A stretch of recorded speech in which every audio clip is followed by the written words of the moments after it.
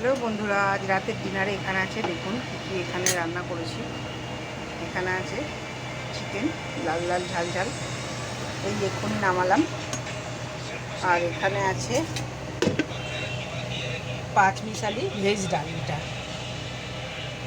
সব ডাল দিয়ে এটা বানানো।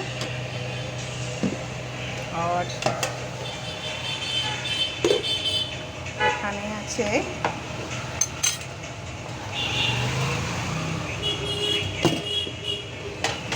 চানা মশলা, এটা भी আছে ভেজ, ये আছে ভেজ। হ্যাঁ, চানা মশলা।